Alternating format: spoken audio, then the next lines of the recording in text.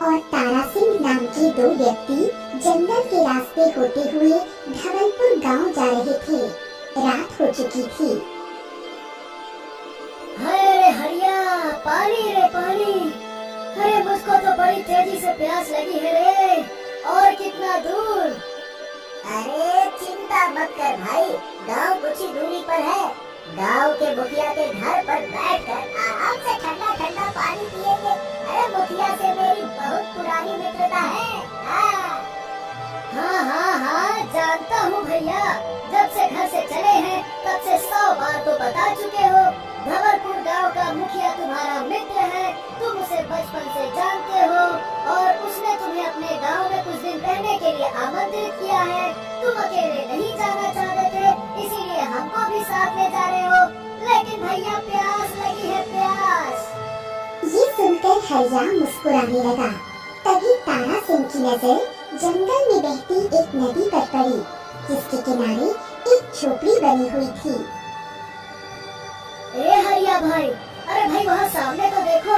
अरे नदिया के किनारे झोपड़ी बनी हुई है। झोपड़ी के अंदर लालटेन का प्रकाश बाहर तक आ रहा है। हम तो कहते हैं चलो उस झोपड़ी के अंदर चलते हैं। झोपड़ी में जरूर कोई न कोई रहता होगा, उससे पानी मांग लेते हैं। क्या कहते हो? झोपड़ी को देखकर अचानक हरिया की आंखों में खौफ छा गया।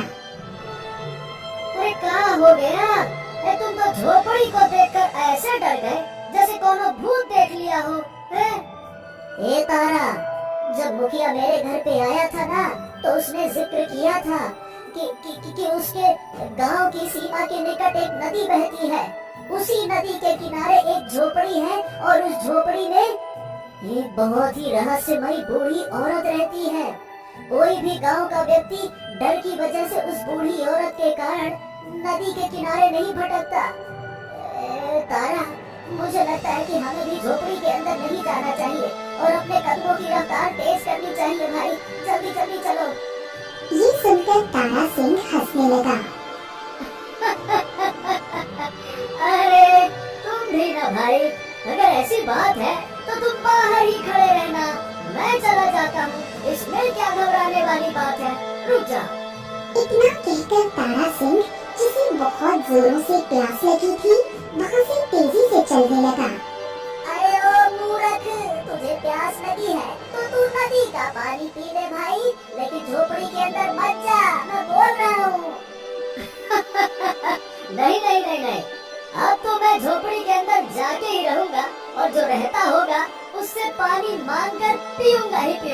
रुक जा, मैं तेरा भ्रम दूर करता हूँ। तारा सिंह दौड़ते हुए झोपड़ी के नजदीक पहुंच गया। हरिया भी हाँफते हुए उसके नजदीक चला गया, लेकिन तारा सिंह बड़ी फुर्ती से झोपड़ी के अंदर चला गया।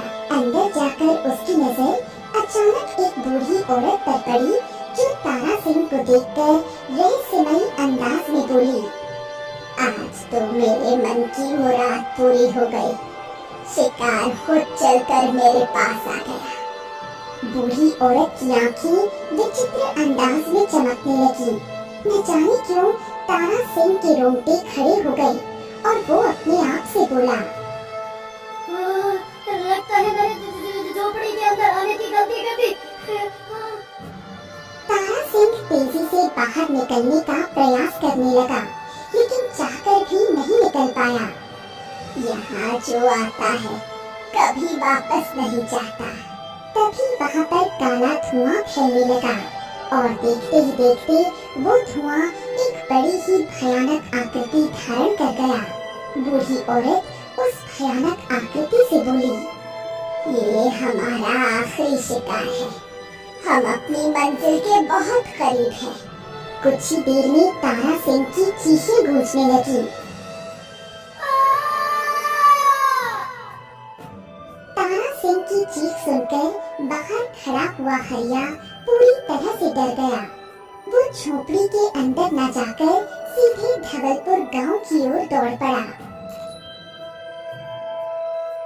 कुछ ही देर में वो धवलपुर गांव पहुंच गया और हाँफता हुआ मुखिया के दरवाजे तक जाकर उसे जोर जोर से पीटने लगा।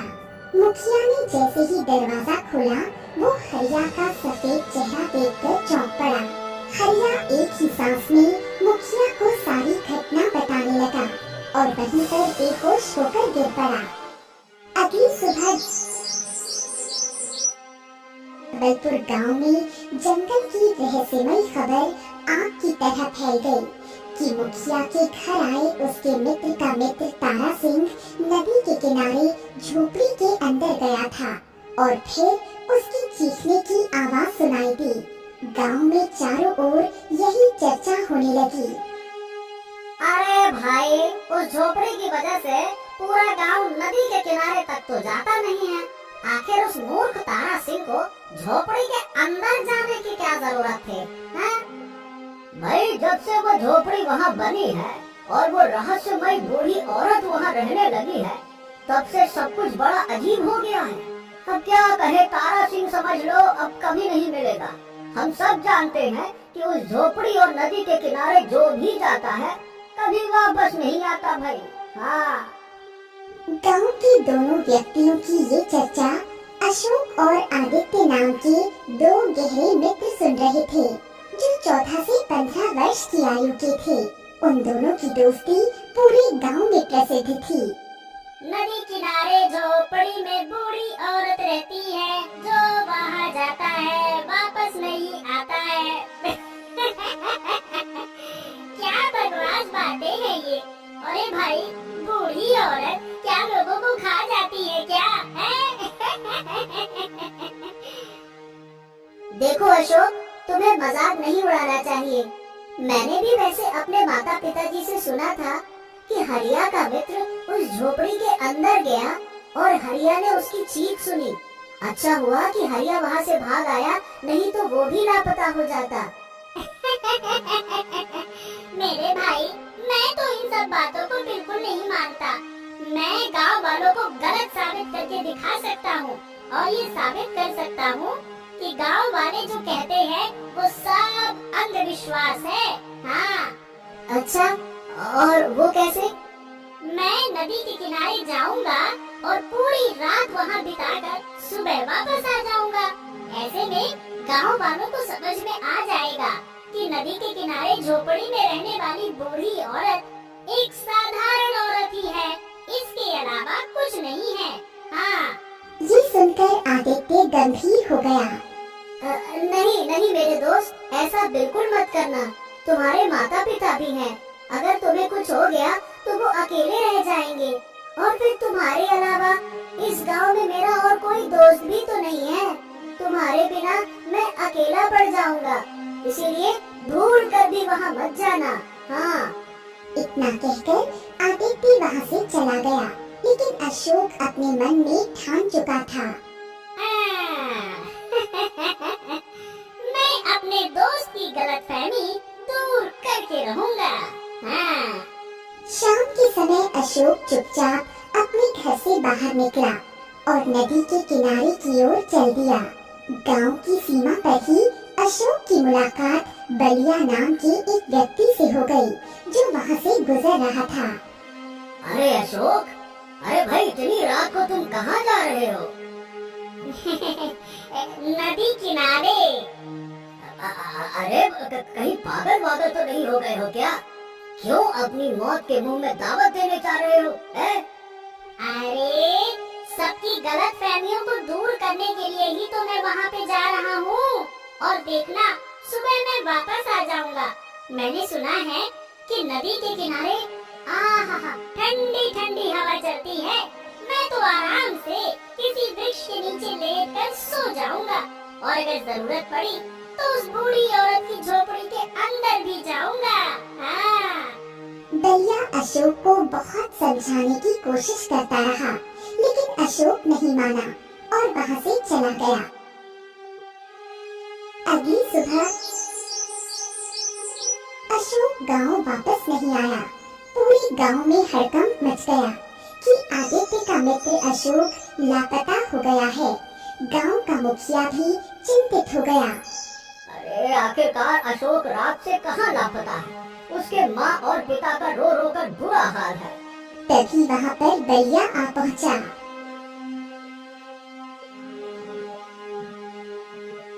मुखिया जी, मैंने अशोक को रात के समय नदी के किनारे की तरफ जाते हुए देखा। मैंने उसको मना भी किया, लेकिन वो नहीं माना। और आप तो जानते हैं कि आज तक जो भी वहाँ गया है वापस नहीं आया।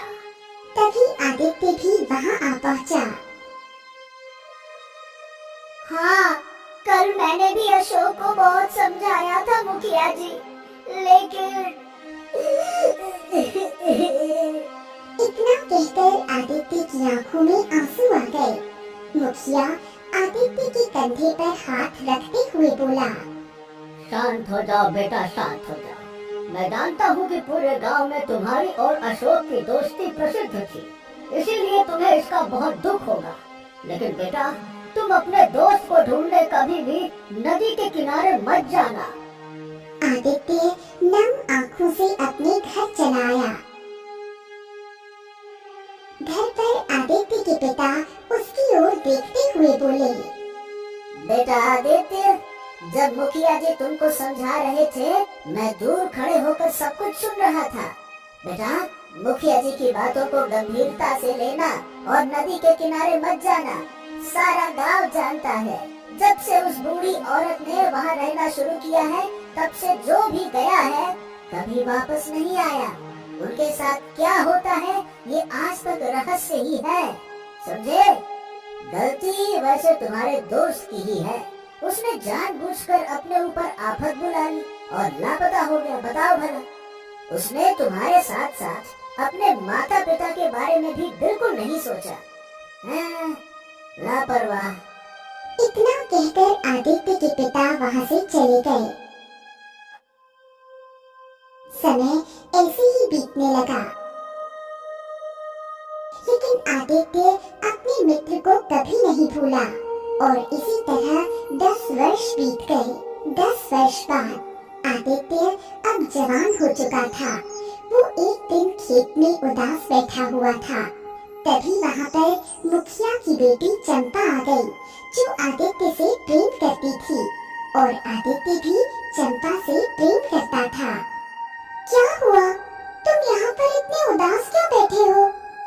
हाँ, उदास तो उसी दिन से हूँ चंपा, जिस दिन से मेरा दोस्त अशोक नदी के किनारे गया और कभी वापस नहीं आया। जब कभी भी उसके माता पिता को देखता हूँ ना, तो मेरे मन में एक हुक उठती है कि मैं कुछ नहीं कर पा रहा। तुम्हारे मन में हुक क्यों उठती है? इसमें तुम्हारा क्या दोष? अरे चंपा, अशोक मेरा मित्र था और मुझे एक मित्र होने के नाते उसे तलाश करने का प्रयास करना चाहिए था, जो कि मैंने नहीं किया। अब मुझे अपनी गलती का एहसास होता है कि मैंने क्यों नहीं किया। ये सुनकर चंपा चौंक उठी। तो तुम कहना क्या चाह रहे हो? वही जो तुम समझ रही हो। मैं अपने दोस्त अशोक को जरूर तलाशूंगा। तुम पागल हो गए हो? इस बात को 10 साल हो चुके हैं। न जाने अशोक जीवित होगा भी या नहीं। उसके साथ क्या हुआ कोई नहीं जानता। और अशोक ही क्या, नदी के किनारे जो भी गया है उसका आज तक कुछ भी पता नहीं चला। पता नहीं चंपा, लेकिन मेरा मन कहता है कि मेरा दोस्त अशोक अभी भी जीवित है और मेरी ही राह देख रहा है। शायद वो मेरा इंतजार कर रहा है, इसीलिए आज मैं नदी के किनारे जरूर जाकर कुछ न कुछ रहस्य का पता लगाऊंगा। हाँ। तो मैं भी तुम्हारे साथ चलूंगी।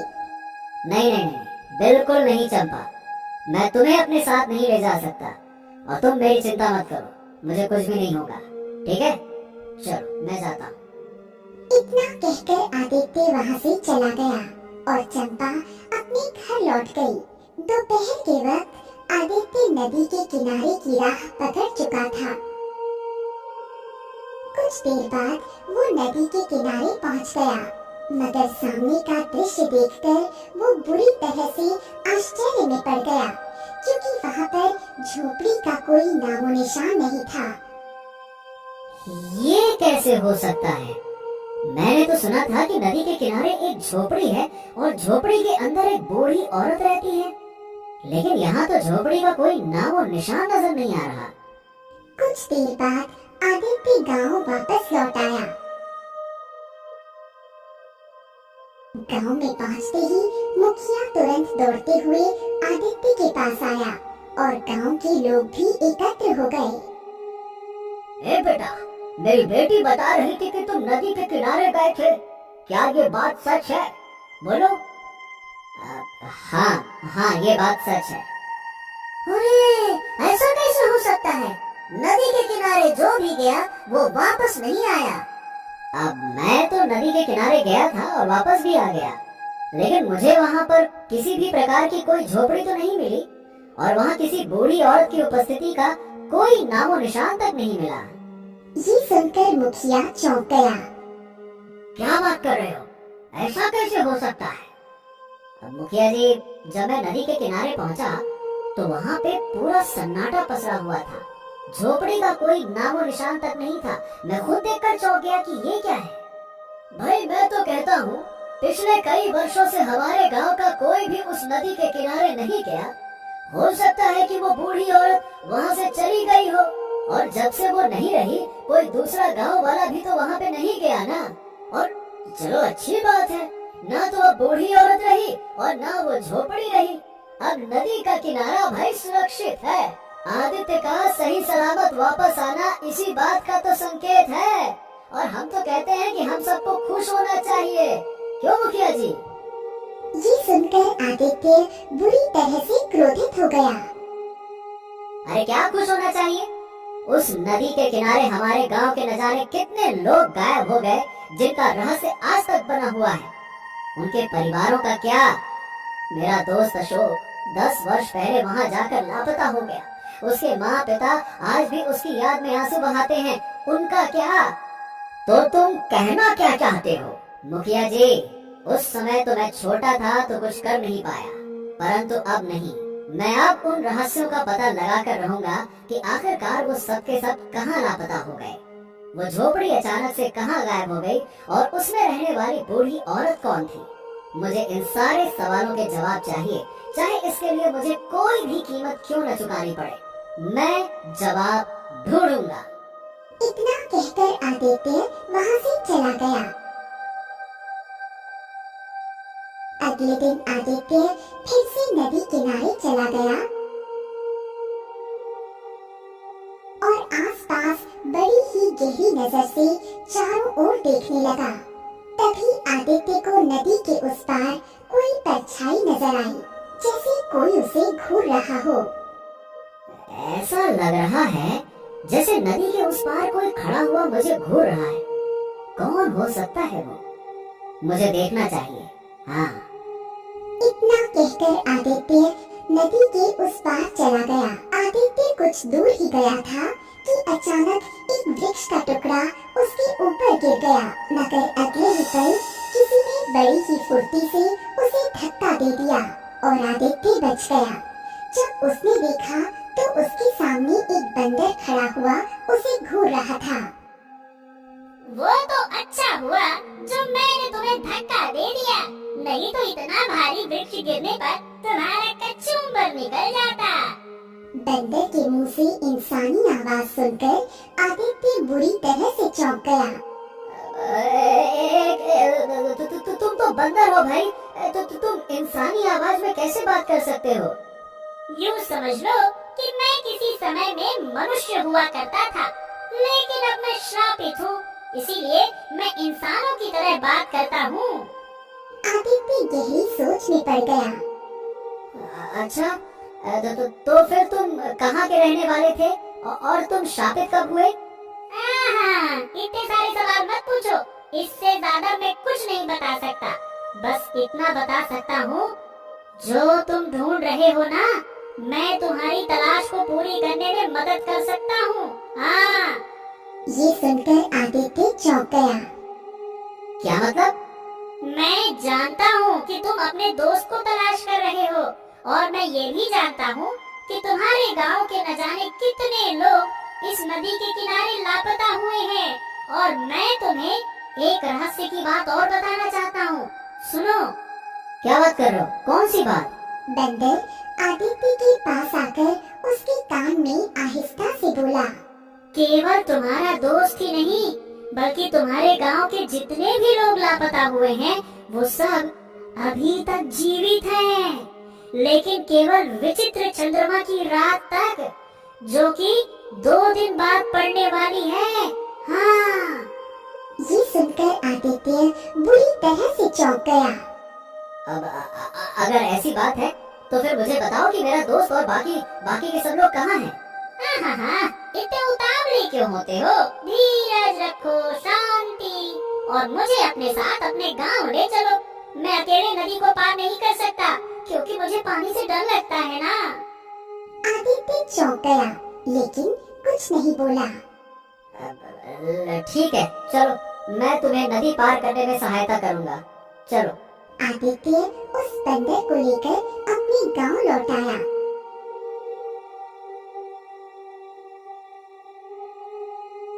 आदित्य को बंदर के साथ देखकर गांव वाले चौंक गए। मुखिया आदित्य के पास आकर बोला, अरे तुम फिर से अकेला गया था, और ये बंदर तुझे कहाँ से मिल गया? ये देखने में तो बड़ा ही विचित्र बंदर मालूम हो रहा है। इसका आकार और चाल ढाल बाकी बंदरों से काफी बड़ा है। तभी बंदर ने मनुष्य की आवाज में मुखिया से कहा, मैं आदित्य की मदद करने के लिए यहाँ पे आया हूँ। ये सुनकर मुखिया बुरी तरह से डर गया और गांव वाले पूरी तरह से सन्न रह गए।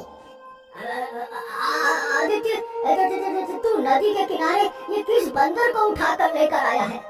ये बंदर तो मनुष्य की तरह बात कर रहा है। ये क्या माजरा है भाई? आदित्य मुखिया को सारी घटना विस्तार से बताते हुए बोला,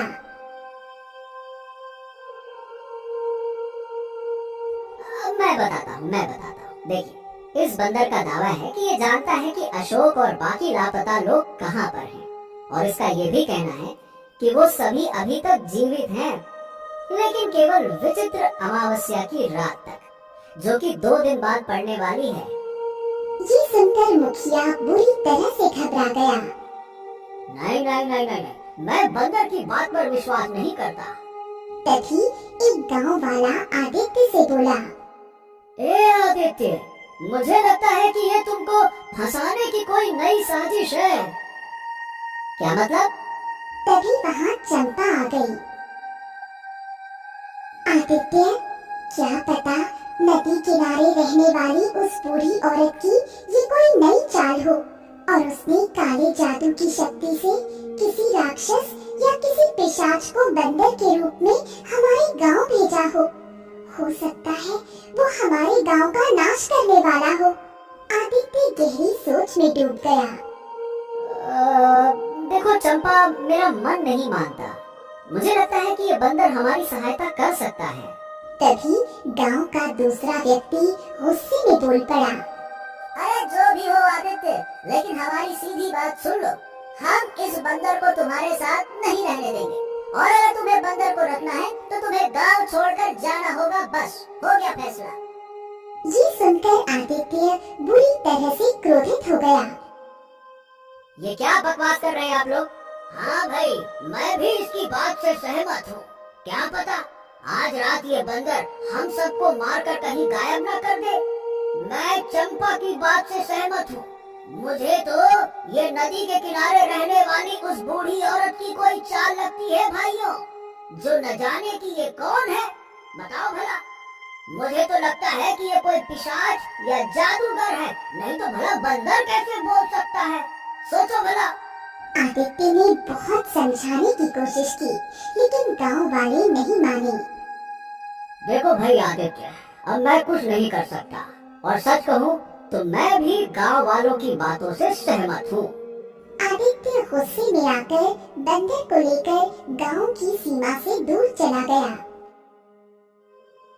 देखा ना तुमने, इनमें से किसी को भी एक रत्ती चिंता नहीं है कि जितने लोग लापता हुए हैं वो कहाँ गए हैं, कैसे हैं।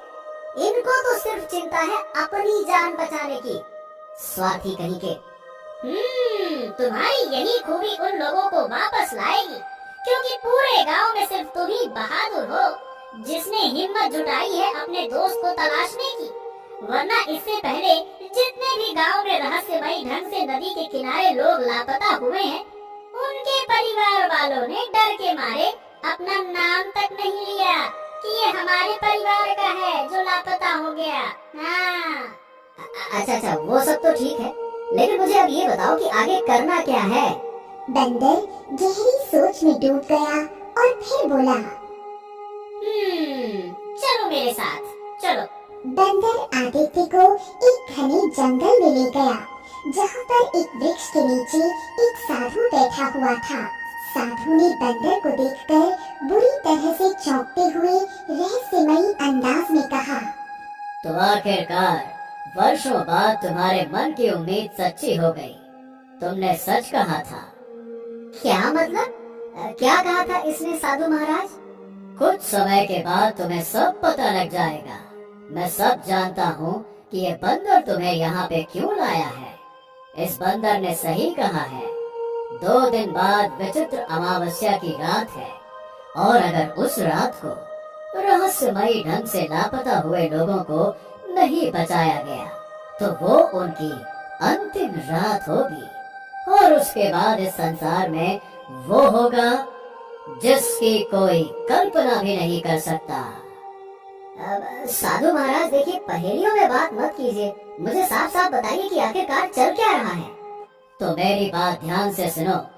ये बंदर कौन है और लोग रहस्यमयी ढंग से लापता क्यों हुए हैं, इस बात का पूरा सच तुम्हें 2 दिन बाद पता लगेगा, जब वो सब लोग वापस आ जाएंगे। बेचारा ये बंदर तुम्हें अपनी सच्चाई तो बताना चाहता है, लेकिन चाह कर भी अभी कुछ नहीं बता सकता।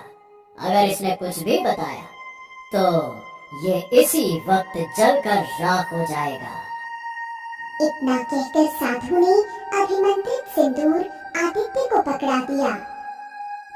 ये लो, तुम्हें 2 दिन बाद नदी के किनारे जाना होगा। जब तुम्हें वो झोपड़ी दिखाई देने लगेगी तो निडर होकर उस झोपड़ी के अंदर जाना। वहाँ तुम्हें एक बूढ़ी औरत मिलेगी जो तुम्हें देखकर बुरी तरह से क्रोधित हो जाएगी। उसके क्रोधित होते ही वहाँ काला धुआं फैलेगा, और वो धुआं एक भयानक पिशाच की आकृति धारण कर लेगा। तुम्हें बिना डरे इस अभिमंत्रित सिंदूर को उस पिशाच और उस बूढ़ी औरत पर फेंकना होगा। पर याद रखना, यदि तुम्हारे मन में भय का एक अंश भी हुआ तो ये सिंदूर काम नहीं करेगा। बस यूं समझ लो कि तुम्हारे मन की बहादुरी ही उन लोगों को वापस ला सकती है। समझ गए?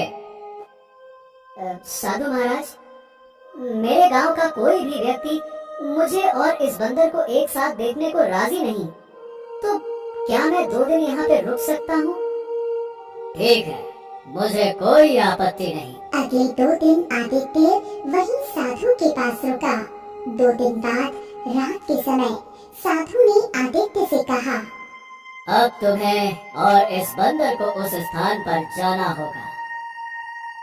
आदित्य बगैर डरे बंदर को लेकर नदी के किनारे चला गया। वहां जाकर उसकी आंखें हैरत से फैल गईं। उसने देखा कि नदी के किनारे एक विशाल झोपड़ी बनी हुई थी।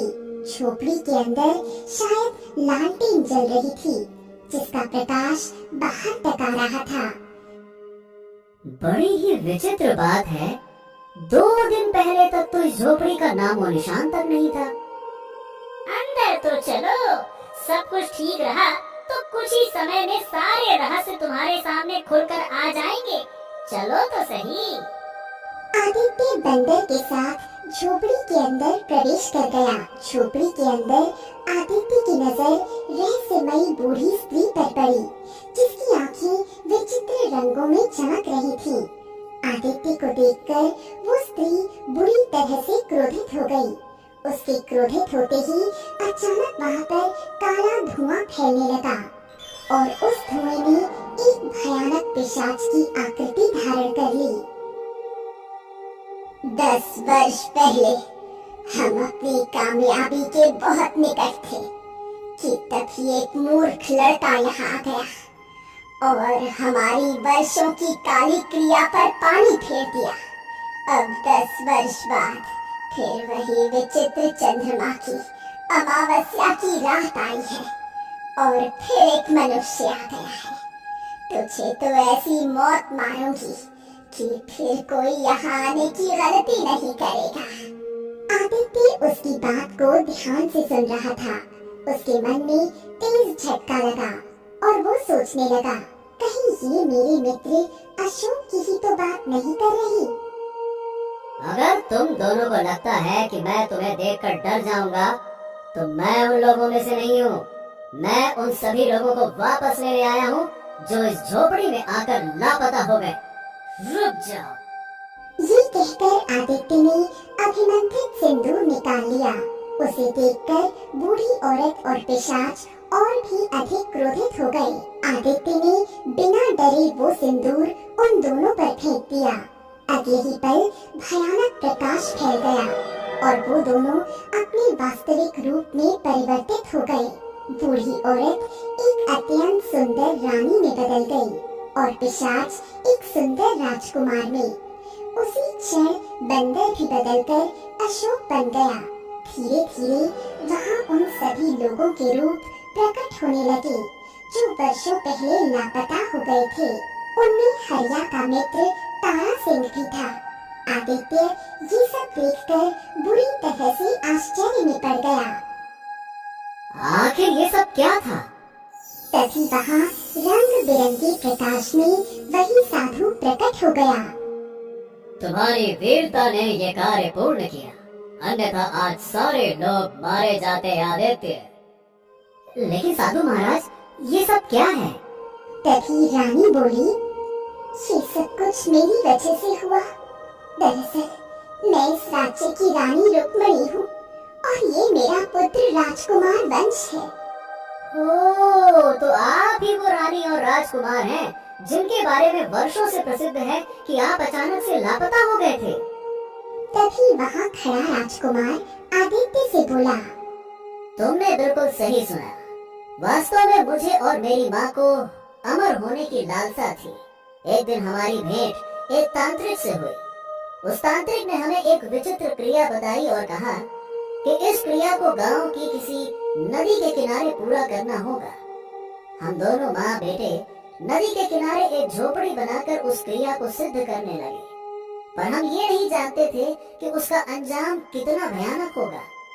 हमारी क्रिया से पाताल लोक के द्वार खुल गए और पाताल लोक का राक्षस हमारे शरीरों में समा गया। हम दोनों श्रापित हो गए और माँ एक बूढ़ी स्त्री में और मैं एक पिशाच में परिवर्तित हो गया। हम अपने वश में नहीं रहे, बस यूं समझ लो कि हम सम्मोहन में थे।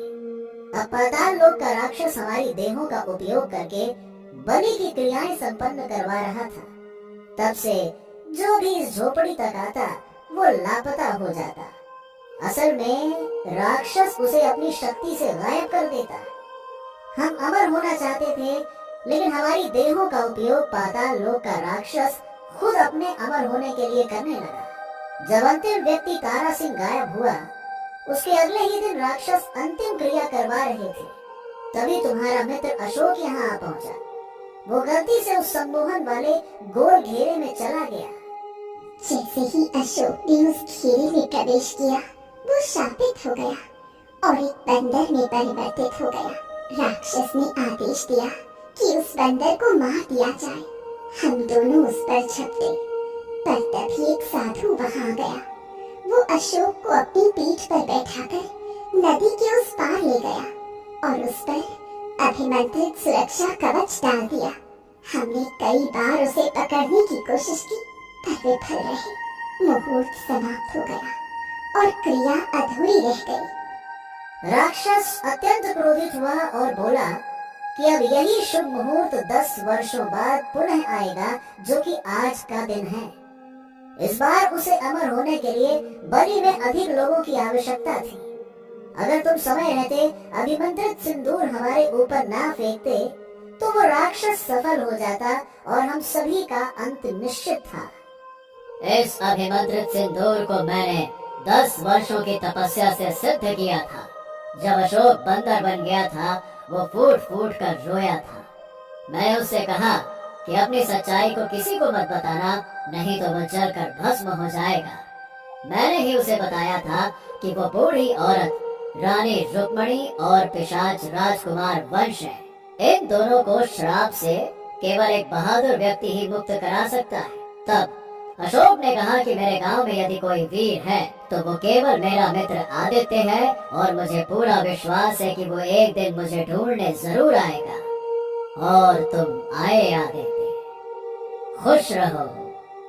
साधु ये कहकर रंग बिरंगी रोशनी में अदृश्य हो गया। रानी रुक्मणी, राजकुमार वंश और अशोक ने आदित्य से और समस्त गांव वासियों से क्षमा मांगी और ससम्मान विदा ली। आदित्य अपने मित्र अशोक और वर्षों से लापता गांव वासियों के साथ गांव लौट आया। उसने पूरी घटना गांव के मुखिया को बताई। गांव वाले सुनकर अचंभित हो गए और भावुक होकर आदित्य को गले लगा लिया। आदित्य, आदित्य मेरे बच्चे, आज तूने ये सिद्ध कर दिया कि सच्चा मित्र वही है जो संकट में साथ निभाए। आज से तुम्हारा नाम इस गांव की वीरता की गाथाओं में अमर रहेगा। और इस तरह नदी के किनारे का रहस्य खुल गया।